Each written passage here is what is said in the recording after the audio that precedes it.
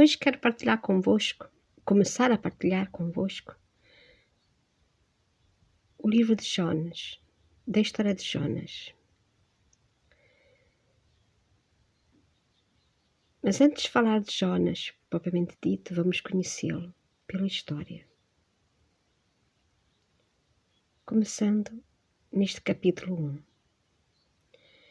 A palavra do Senhor foi dirigida a Jonas, filho de Amitai, nestes termos: Levanta-te, vai a Nínive, a grande cidade, e profere contra ela os teus oráculos, porque sua iniquidade chegou até a minha presença.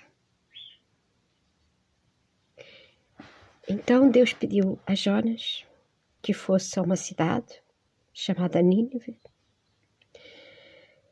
para dizer a esta cidade que ela estava a caminhar e a fazer mal. O mal, iniquidade, quer dizer isso mesmo, falta de obediência aos mandamentos de Deus. E como estava cheia dessa maldade, Deus então escolhe pessoas para ir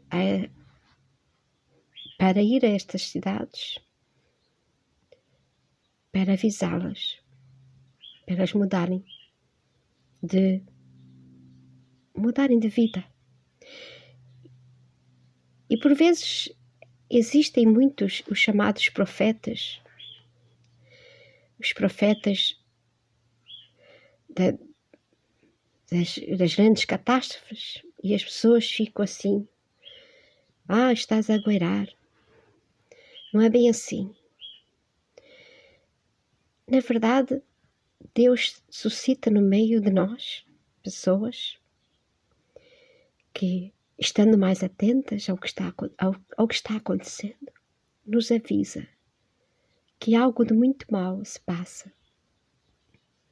Assim como no tempo de Jonas, também no nosso tempo, Deus suscita no meio de nós pessoas que falam por vezes coisas que nós não estamos com muita vontade de ouvir. São coisas difíceis de falar. E às vezes preferimos nos calar diante do erro dos outros porque, estamos numa sociedade um bocado ecumênica, não é? Como se diz, temos que aceitar a tudo, inclusive o erro dos outros. Mas este erro e esta maldade, porque existe um bem e um mal, porque existem mandamentos de Deus e Deus já definiu o que é bom e o que é mau. O que fora disso é mau.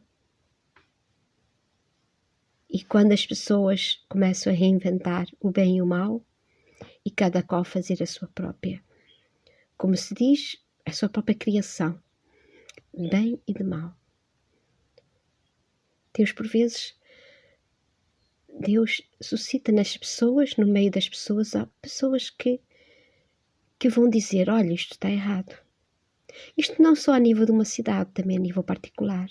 Quantas vezes um amigo chega perto de nós e diz: olha que tu vais fazer isso e acho que não é bom. Eu acho que vais te meter numa grande dificuldade se continuares a agir assim, ou a fazer isto, a fazer aquilo. E nós às vezes com o nosso orgulho dizemos assim: que é isso? Não agoires aí, isto vai dar tudo certo, vais ver. Isto é para o meu bem, isto já não vistes, as outras pessoas dizem que está tudo bem, porque é que tu estás a dizer que está tudo mal? Também és o único que estás a dizer que está tudo mal? Pois, por vezes nós pensamos que a maioria é que está certa. Nem sempre a maioria está certa. Aliás, a história já provou da humanidade que a maioria por vezes faz as piores asneiras. E nem sempre o que está estabelecido no poder é o certo também, porque já se provou pela história que houve tiranos que fizeram grandes males. Então isso quer dizer que a única coisa que nos resta é ouvir a palavra de Deus, o que Deus tem a nos dizer. Porque Deus é que é perfeito. Deus é sempre o único. Único. E única é a sua verdade. Não existe verdade que vai se aprimorando. A verdade de Deus não se aprimora. A verdade de Deus é sempre exata. É como uma conta de 2 mais 2 são 4. E por isso, na nossa vida, sempre haverá pessoas que irão nos dizer, terão a coragem de nos dizer que nós estamos no caminho mau. E vai nos dizer assim, levanta-te. Né? Vai dizer àquela pessoa que ela não está a fazer as coisas certas. Antes que ela caia no abismo. É preferível, o melhor amigo não é aquilo que diz aquilo que nós queremos ouvir, mas aquilo que nós não gostamos de ouvir. Porque não é que nós agora vamos ouvir qualquer coisa que nos digam, mas temos que ponderar sobre aquilo que por vezes a maioria faz e às vezes nem sempre o que a maioria faz é o correto. Então haverá sempre pessoas que irão falar contra o que a maioria fala. E agora temos uma mania de achar que as pessoas, e até damos aí uma palavra que anda muito na moda, quando alguém fala algo que a maioria das pessoas não acredita, ou que a maioria das pessoas está a seguir fielmente, quando alguém faz uma pergunta, ou quando alguém diz, olha, isto aqui não parece bem, pois aparece sempre alguém a dizer uma certa palavra, que aqui não vou repetir, porque isto até parece um bocado assim, como estamos assim um bocado a voltar ao tempo em que as pessoas que não pensavam segundo os dogmas da sociedade, começa-se a criar logo aqui uma certa caça, né? Às bruxas, como se diz, não é? Porque aquela pessoa não pensa como a maioria, porque, enfim, porque ela é, pronto, o tal sionista, negacionista, pronto, a pessoa não está a negar aquilo que a maioria acredita. Deve ser um tolo. Por vezes esses tolos são aqueles que tentam, chamados de tolos, mas no fundo, já se provou também pela história que aqueles que diziam que as coisas não eram bem assim e que se podia fazer algo mais, bem, essas pessoas eram muitas vezes reduzidas a situações muito desprezíveis e depois a história veio provar que elas afinal estavam certas. E é isso que também acontece muitas vezes. E Jonas então teve essa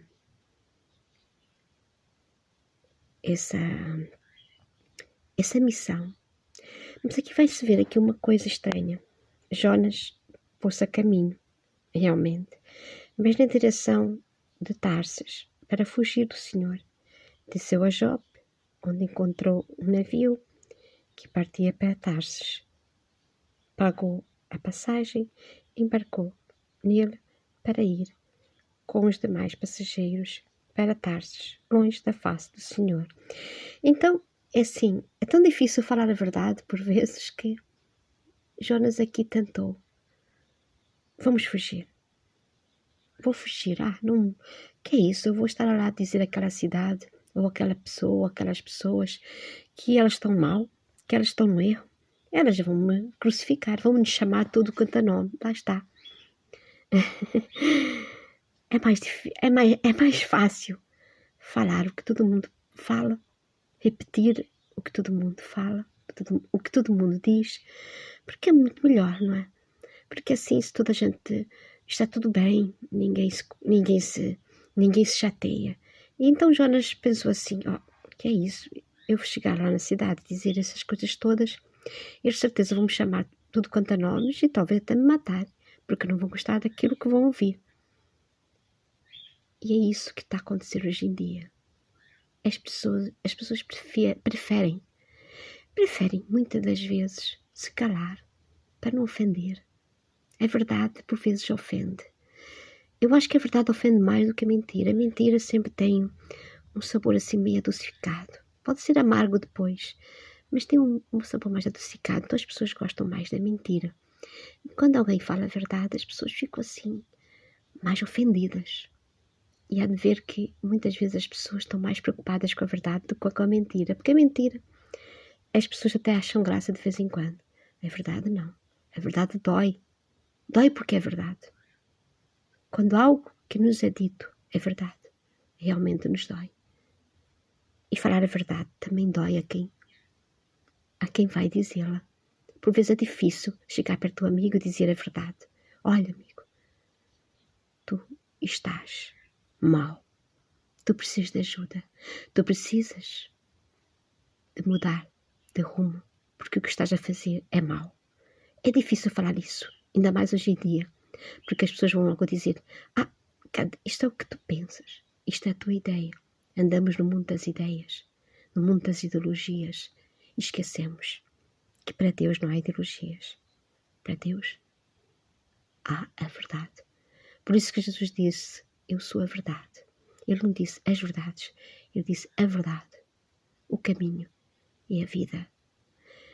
Eu vou parar agora aqui um bocado deste vídeo e vou continuar depois a meditar, porque se nós começarmos a ler muito rápido, cada um deve também meditar e assim, pouco a pouco, conhecer Jonas. Esta história bíblica, que por vezes é um bocado desconhecida na sua profundidade, mas que nos vai dar muita ideia de que hoje em dia esta história ainda está a acontecer. Aconteceu sempre e continua a acontecer. Quantos Jonas andam por aí a tentar avisar as pessoas? Quantos Jonas andam aí com medo de avisar porque as pessoas se ofendem com a verdade? Estejamos atentos, porque esta história ensina muito sobre o que está a acontecer à nossa volta, hoje em dia especialmente. Em nome do Pai, do Filho e do Espírito Santo. Amém.